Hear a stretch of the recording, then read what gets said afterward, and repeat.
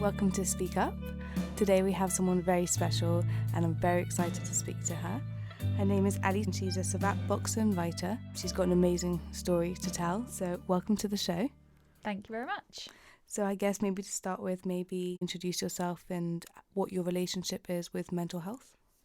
Sure. So after graduating university in 2011, I was diagnosed with borderline personality disorder. After that, I was on medication and had Dialectical Behaviour Therapy, known as DBT, group therapy, for about a year and a half. After that, after about a year and a half, I then moved to London, started working, kind of assumed that I was cured because I'd sort of been officially discharged. They'd send me a letter saying, you no longer present with the symptoms of borderline personality disorder, which to me kind of felt like the equivalent of a letter where someone has like a big red stamp saying, cured on it. And then I sort of started to notice after a while, after working in London for a couple of years, that the familiar symptoms were starting to come back. And I kind of slowly realised that borderline personality disorder isn't necessarily, to me, something that you're cured of. You always kind of have it, and it's learning to manage it. And then from that, I'd learned that my relationship with alcohol was starting to get a bit out of control. So now, 3 years sober, haven't drank, haven't smoked, have taken up boxing instead. So my life's basically completely changed from when I was about 26.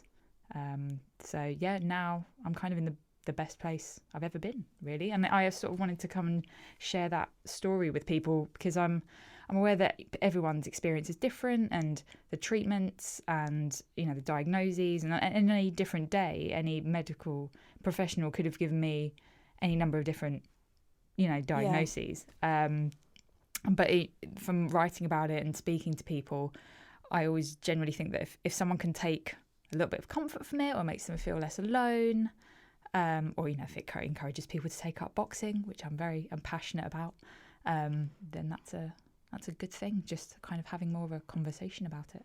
And how did you? I mean, it's absolutely amazing what you've done, because I'm really into sports myself, and as I was saying earlier, my auntie also started taking up boxing when she was probably about 28, I think. But how did you find boxing? Like, was it something that you always had in your life, or did it sprung up on you? I wasn't a particularly sporty child. I've spent the majority of my life overweight, which people never kind of believe when they meet me now. But the only sport I was ever really good at was table tennis.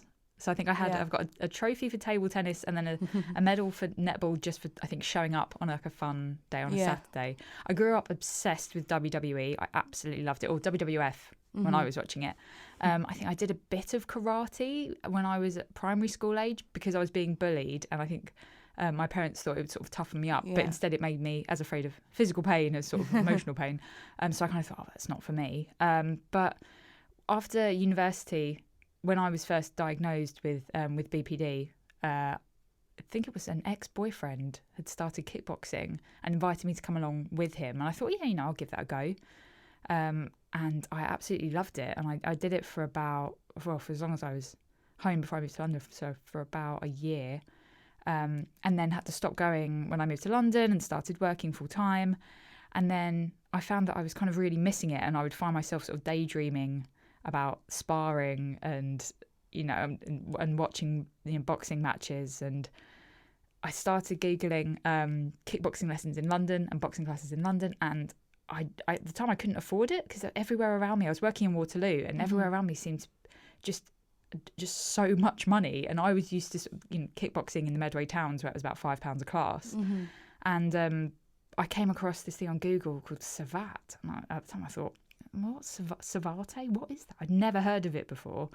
It was French kickboxing, okay. And then I saw that it was 6 classes for £30. So the maths in my head, I thought, what a bargain. I don't care what this is. I'm going to go along and try it. So yeah, went along, did my 5 classes and just kind of fell in love with the sport, really. And so now I've been doing it so I took it up pretty much as soon as I'd stopped drinking. It was kind of swapping one. Some people say it's like swapping one addiction for another. So yeah, now I've been doing that for about 3 years. And yeah, I just absolutely love it. That's amazing. And are there a lot of women who do it as well? Because I've had lots of my female friends have started like going to boxing classes and things like that. But I think growing up, I always thought it was like a man's sport.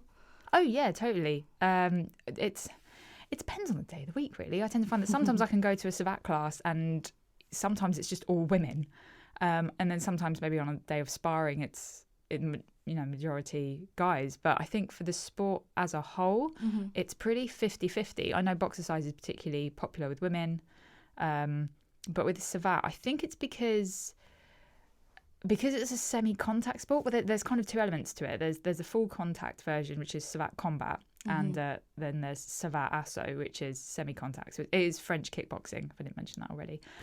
So it's a martial art that you can do where if you're doing Savate Asso, excessive force is forbidden. So in a kind of fight situation, the referee's job is mainly kind of to keep you safe and make sure that the force is kept down. And that was something that appealed to me at first. When I first started doing it, I thought, oh, they're not smashing each other's faces in. This isn't real boxing. But then I realised from doing it that actually, because you're not worried that you're going to get your face caved in, which I know even in sort of regular boxing classes and sparring it's quite light anyway, but even in sort of an international competition, going in there, because you're not thinking, right, I have to pack as much power as I can behind this punch, you can think more strategically. And a discovery I'd kind of learned recently from my last competition was that now it's actually like it's starting to happen in slow motion. Like if a punch is coming at me, the longer I've been doing the sport, I can kind of start to see it coming. You start to be able to read body language, and someone could kind of dip their shoulder, so you know they're about to throw a jab. So you know that you can just slip it, kind of like in the Sherlock Holmes film with Robert Downey Jr. when the fight scene sort of slow down, and he's like, this is how I'm going to fight back, and I'm going to cross with this and that. So cool. And it kind of becomes a bit like that, and I suddenly thought, I am Neo from the Matrix. That's amazing. And do you think you've learned other things through the boxing, like, and things that reflected on maybe your day-to-day life that you've taken from that? 100%. One of the things actually that my coach, James Southwood, who's actually Britain's only world champion in Savate. Wow, so cool. In the preparation for the World Championships last year, because I'm on the British squad, and yeah, we went to the World Championships last year in Bulgaria. He was talking a lot in the run-up to it about the difference between a threat state and a challenge state, and a kind of, something's a threat when you approach it and you think, much like a bear in the wild or something, and it's a threat if it's something that potentially can't be overcome. And sometimes when you get into the ring, you might see your opponent as a threat, and it's this kind of this danger, and you get scared, and that's when you start to panic and you think, oh, I'm never going to be able to win this. And he talks a lot about actually approaching it more as a challenge, instead, sort of, rather than thinking, no, this person opposite me, I could go up against a world champion, and that person can still be defeated. There's still a way of beating them. It's how you mentally choose to approach it. So if you approach them more as a challenge rather than as a threat, if that makes sense. Yeah, definitely. Then, yeah. That's so cool. But so that kind of mentality I've found has fed into my everyday life. I mean, when I come back from a competition, you come back from 3 days of just being in this weird little Savate bubble where it's just you and your sort of fellow athletes, and you're just spending a few days just having a few fights and, seeing a new city and meeting a load of people. You come back to work, and I find that any number of tasks can be thrown at me and demands, and I'm just so chilled out because you're like, I've just been in the ring, and it is semi-contact, but there's still that very real, that's still competitive adrenaline, you versus another person throwing punches and kicks at each other. It's still, when you're getting kicked in the head, you're still getting kicked in the head. It can be as controlled as you like, but so everything kind of slows down. It was actually, after my first few fights, I was finding myself quoting Fight Club quite a lot, which is actually one of my favourite films, when they say everything seems like it's got the volume turned down, which is so true, because you're kind of in this chaos of this fight scenario, and then you find everything else, you can just kind of let it slide. It's like and my dad does a lot of like rock climbing, and he always says to me, when I'm like climbing, I just shut off everything and I can't think of anything else while I'm doing it. But I think it is such a great way, because I have a lot of friends as well who, and there must be a lot of other people who always disassociate with themselves with sport, because maybe they didn't do sports when they're younger and they didn't like football, but I think there's so many other ways of like using your body, which might not necessarily be like the traditional sports. Because I don't feel like I'm at the end of a journey, because I've learned over the last couple of years that this is something I live with for the rest of my life, and I'll always have to kind of keep an eye on it. But I do feel like every time, familiar symptoms start to come around, or if I'm talking to someone who's got concerns for themselves, I feel like I'm getting kind of better at it and managing it, and it's all about managing it. And I found a way that works for me. It's not to say it's going to work for everyone. Some people will need medication for the rest of their life. Some people will need to be in therapy for X amount of time. Some people will need to be inpatients. But for me, I'm thinking, sharing your story and what works for you. If someone can kind of take something from that, then that's only a good thing. Yeah, definitely. And do you think, like growing up, is it one of those things where you feel like you've accepted that you're going to continuously get these symptoms, and do you feel like your mental health is getting better? Like, how do you view your relationship with borderline personality disorder? Is it something which you feel like is part of you, or do you feel like that it's, like you're saying, symptoms that you have to cope with? How much has it taken over your identity? It's interesting because actually one of the kind of is it symptoms, I suppose? Yeah, Mm-hmm. one of the symptoms of borderline personality disorder is having this kind of unstable sense of identity. Right. So when I finally got my diagnosis, I felt this sort of a kind of comfort or relief that there was finally a reason behind all the different ways that I was behaving and all the different things that I was feeling. And I thought, this is me, and I have borderline personality disorder. And you're like, yeah, I'm gonna own it, and I'm gonna champion it, and it's great. But then I realised that on any kind of given day, for me, my relationship with borderline personality disorder is very much that on any given day, I can have it, I cannot have it. There's a checklist that they give you, because there's no blood test for this kind of thing, as far as I'm aware. They give you a checklist, and you tick the symptoms that you've had over. I think when I did it, it was the symptoms you've had over the past 2 weeks. And I know that on any given day, I would tick a different number of boxes. And when I was first diagnosed, it was because I ticked the right amount. When they discharged me, it was because I ticked significantly less. And I feel like it's like a spectrum, very much like depression, anxiety. I feel like all of these are on a spectrum, and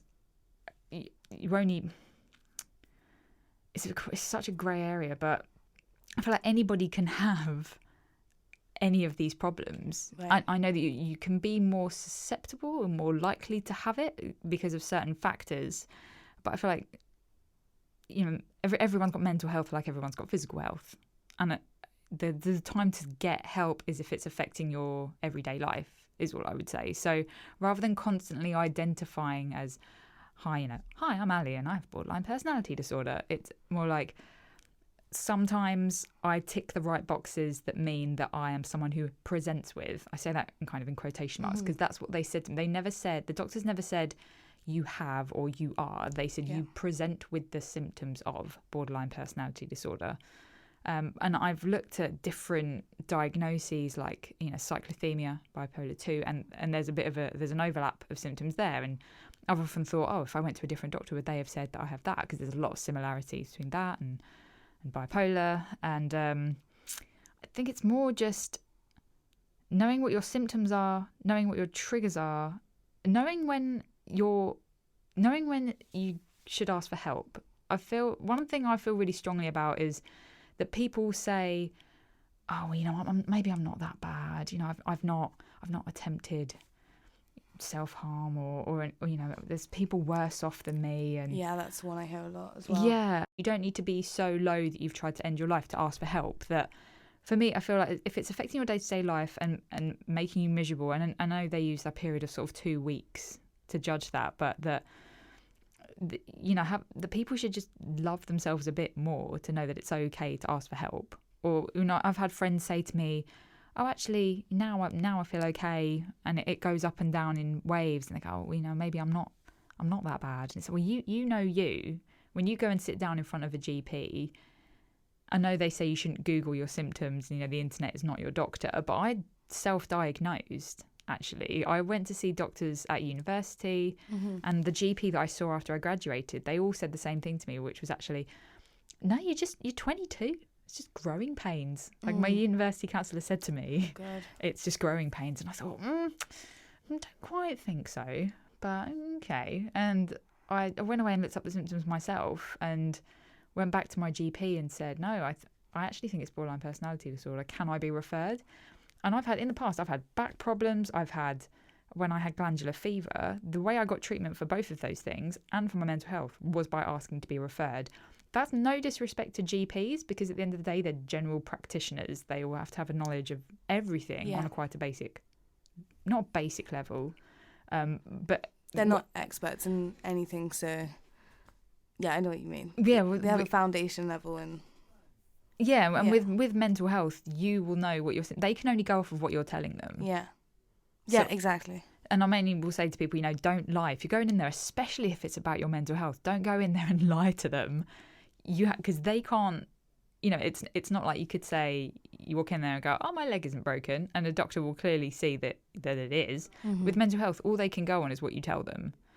So you have to be willing to open up and share. And Definitely. If you feel like you are being fobbed off, I say have the confidence to go, no, actually, I want to be referred. And I know that the waiting lists are long, but the friends of mine and people that I know, or people that have read my writing and said that they think they might have borderline personality disorder, I say go and do the checklist. Go and say to them, yes, can I be referred to the secondary services? And if they assess you and they go, actually, we don't think you have this, that doesn't mean that your problems are still invalid. You don't need, in a way, I would almost say you don't need to have a diagnosis to still seek out some kind of treatment. Yeah. I know mindfulness is this buzzword that people take the mickey out of, but for me, it's been one of the kind of saviors, really. And it's been that things like boxing have been as much help to me as medication or therapy. Yeah. I've been fortunate enough in that I can motivate myself quite well to get up and get out. There are people that I know that can't get out of bed, and they probably love to go and take up boxing, but they're kind of bedridden. Yeah. But I think for the people that can, if you can kind of motivate yourself to, anything from going for a run, going for a walk, things like that, any kind of exercise can be, it's different for everyone. But put it this way, I've never gone to training and wished I hadn't. So it was called borderline personality disorder originally because it was seen as on the border between psychosis and neurosis. So that's why it's still got the name. And I try not to get too kind of hung up on the label of it. I try and focus more on, right, what is it? What are the symptoms that, I think they say if you have 5 or more of these, and I try and just ignore the name and go, right, let's look, what are the symptoms? Things like excessive behaviours, unstable sense of identity, feelings of emptiness, fear of abandonment. And I just kind of think, right, ignore the name on any given day, right? Which of these over the past couple of weeks do you feel like you are having? And sometimes I look at that list and I think, well, yeah, I can imagine absolutely anybody relating to them. Yeah. But I think for me, my biggest learning, and it's not going to be the same for everyone, but so many of those symptoms for me, I find can be kept at bay by just staying away from alcohol. It's not the same for everyone. I sometimes I think actually that abstinence is easier than moderation for me. I found it a lot easier to go, I will never touch drink again, rather than going, I'll have the occasional one or two. Right. Because that requires a bit more self-control. So one of my problems would be, excessive behaviours, whether it's drinking or eating pizza. I can't just have like a bit. I have to have like the whole thing. I've been learning through boxing, and boxing's actually really helped my relationship with food as well. But that I'm getting better at moderating. But yeah, with the alcohol thing, I kind of realised, well, a lot of these are made worse by drinking. How much do I actually care about drinking? Not a lot, really. Like sober me and drunk me were never really that different, except towards the end the reason I gave it up is because I was finding that I was starting to get blackouts, which I'd never had. I'd gone through 3 years of university. Yeah. I was never really the mess. I was never the one that was having their hair like held back for them when I had longer hair. I was never the one being sort of carried home. Yeah. It was only after university that I started finding that I was having these blackout moments. So I was drinking to excess, and it wasn't because I was self-medicating in any way. It was to do with the feelings of emptiness. There was no alarm bell that would say, you should stop, you've had enough. And luckily I have like a really strong stomach, so I was never sick and had to stop for that. Yeah, and I think I did a Stoptober and felt so great that after one particularly messy New Year's Eve stroke New Year's Day, I thought, you know what, I've had enough. It's just not worth it for me. Yeah. And it's by far one of the best things I've ever done. It's amazing. But people try and pat me on the back for it, and they go, "Oh, well done." But I say to them, "Thanks," but it was, for me, it was really easy. Yeah. I wasn't addicted, because I gave up smoking and drugs as well, and I wasn't addicted to any of them. Yeah. I probably smoked on average sort of 2 cigarettes a day. I'd only really just started experimenting with drugs to see if I was better on those than alcohol. It turns out I'm terrible on those as well. And yeah, when I drank, it was quite infrequent, maybe once or twice a week, but I just wouldn't stop. So being able to cut it out for me was quite easy. There's people that say to me, "Oh, you know, I couldn't imagine giving up drink," and part of it is our culture, because people say, "Oh, would you ever drink again?" And to me, that's like saying, "Would I ever go back to smoking?" No, I don't miss it. And you know, if there are people that can have 1 or 2 glasses of wine and enjoy it, then yeah, by all means. So all my friends drink, and if I ever go on dates and the people say to me, "Oh, do you mind if I won't, I'll just have water," and I'm like, no, it's fine. I really don't care if you want to drink. I probably won't find the love of my life in a binge drinker. But yeah, I just there's been nothing but good things for me since I stopped drinking. I'm an old-time doormouse.